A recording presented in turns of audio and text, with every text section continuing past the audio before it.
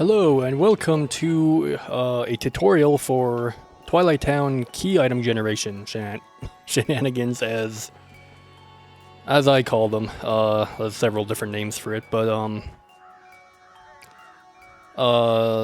recently before we could only generate the train ticket for ourselves here, but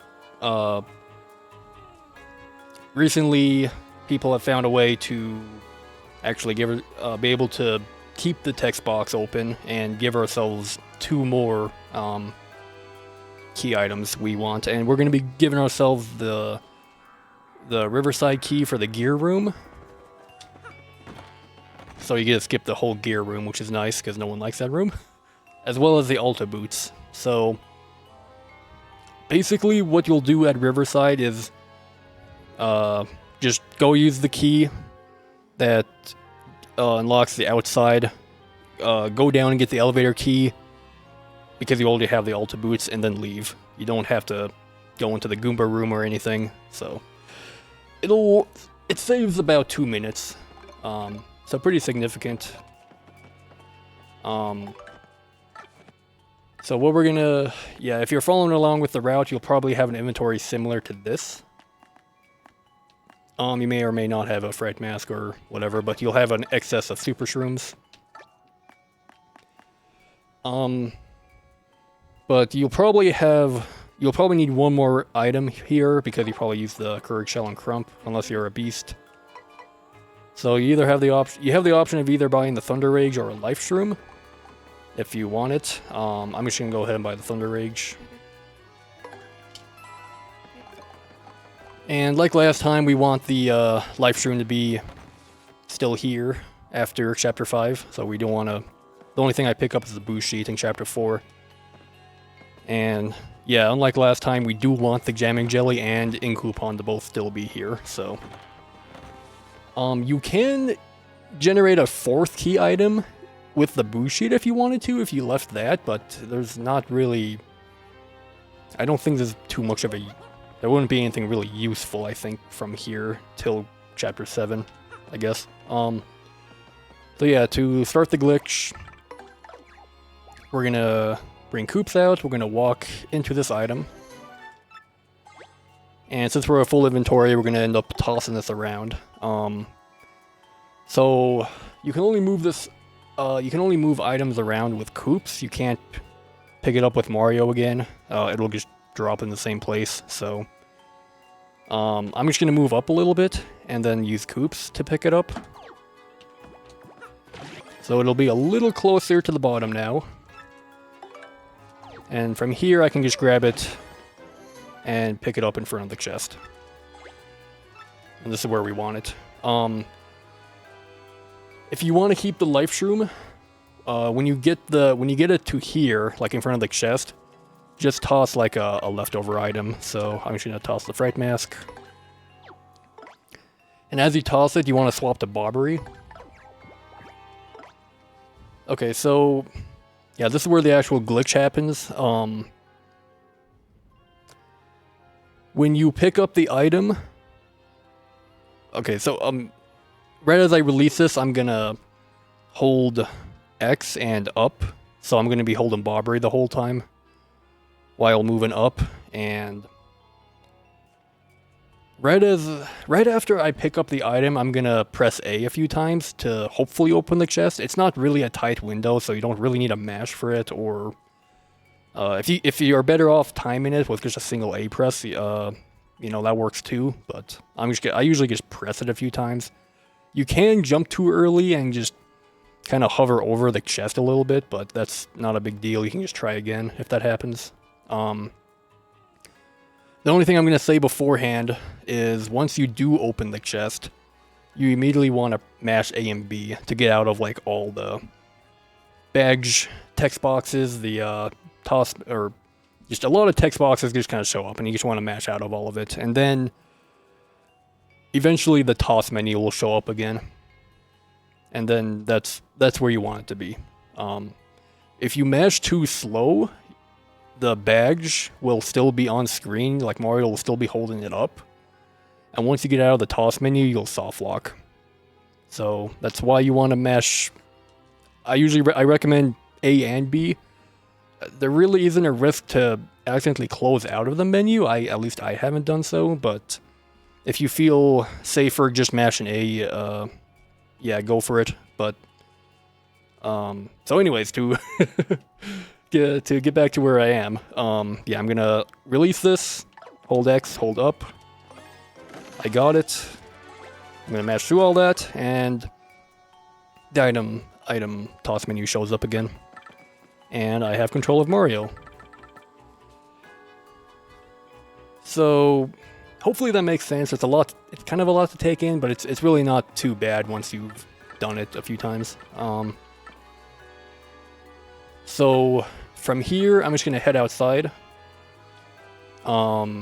Usually when I go through a door, I just press A and then I just immediately back out of the menu. It doesn't really matter what item I use for this, or what I have hovered over. It is gonna matter with the Battle Master, so I'll explain that once I get there. So yeah, just go press A, press B. I usually like to swap to Yoshi here. The menu's gonna spaz out a little bit, but yeah, again, that's okay. Get on him, press A, press B. And from here, we're gonna make our way to the Battle Master. It can be kind of annoying to get to him with this menu in the way, but if you do it enough times, you'll get used to it. So, you just want to come on over to him, and you want to talk to him and press A on. Okay, so you want to use an item for this. What? I'm all over the place. You want to use an item that is not a healing item when you're talking to the Battle Master. Oops. Also, I do not recommend using the D-pad, or else that happens.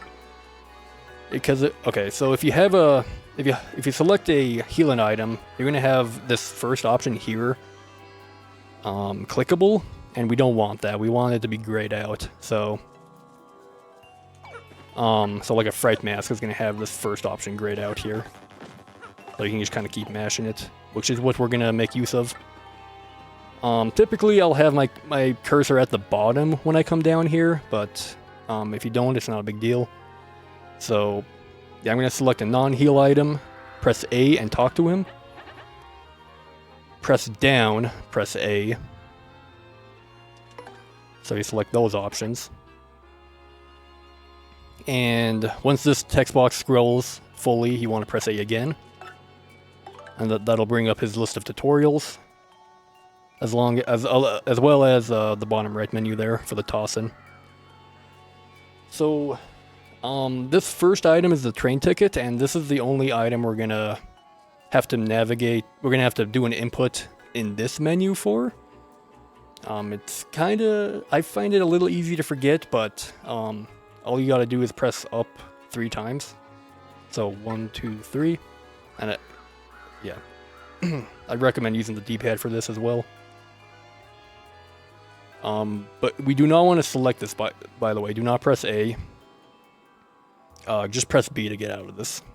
And this is gonna, this is quicker because we don't have to go through the dialogue of the tutorial. We can just immediately kind of get out of here, right? So, we're gonna press B. And this just so happens to work out with this menu. We're gonna press down twice, and don't... and only down twice. So 1, 2, press A. This is going to be a little different for the last two, but yeah, we just need 2 down inputs for the train ticket. So press A, and as he's talking, as he's going through his last bit of dialogue, you just want to go up and have the gray box selected. So can easily just spam the hell out of that whenever we want, going through doors and everything. So we got, well, we haven't tossed the train ticket yet, but we will here in a sec. So yeah, I still have this bottom right menu here, and I'm gonna walk into this jamming jelly now, and we're gonna start the process, the same process for the altar boots. So I'm going to walk into this and then select the second option here to toss the previous item I just I quote-unquote generated. So, walk into it, select this option, and yep, it just plops out there. We're not going to pick it up yet, but yeah, as you can see, I'm still moving around with this UI open. I'm just going to go back to the door, and it'll have the blue menu open here once you go through the door, and yeah, now we're going to be back in this menu once we open the second one again. So yeah, like last time, I'm gonna repeat this basically the same process except a few different inputs. So yeah, again, press A while hovered over a non-healing item. Press down, press A. Press A again. Here we don't want any inputs. We're actually just gonna immediately exit out of this. So press B. Alright, so here instead of pressing down twice, we're going to press down 4 times. Even though the menu there is only going to stay on that third option, the exit option. So, 1, 2, 3, 4. And you can kind of tell by the clicks you hear that you've done 4. So yeah, press A. Go back to the gray option, press A to get out of that. And we're just gonna go do the same with the ink coupon now. So, like, exact same thing, run into it, press down, press A. And you can kind of hear the Alta Boots drop back there. But, yeah. So here, we're only gonna go through one door now, so usually I just mash A to get through both of these, to get through this UI and then the blue box that shows up. Like so. I kind of lost him here. There he is. Alright, so one more item to generate. We're gonna do the same thing. Press A over a non-healing item. Press down. Press A. Press A. Okay. And like the second one, we're just gonna press B again. So instead of 4, we're gonna do 8 now. 8 down presses. So you might want to count this one or go slow at this one just to be safe. So 1, 2, 3, 4, 5, 6, 7, 8. Press A. Hover over the gray option. Press A. And usually you can actually toss this last one wherever you want. Usually I just toss it once I go through the door here. It's just easiest. And now we got a Riverside key, and we got a pair of nice Alta Boots, as well as the train ticket. Geez, this is 13 minutes long. So hopefully that's a little helpful. I don't think this is that bad once you get used to it. It might look intimidating, but it's just muscle memory, you know, like anything. So yeah, and also, yeah, I kept the life stream as well, which will hopefully serve me well in the next run. So yeah, hopefully that helps. Have fun.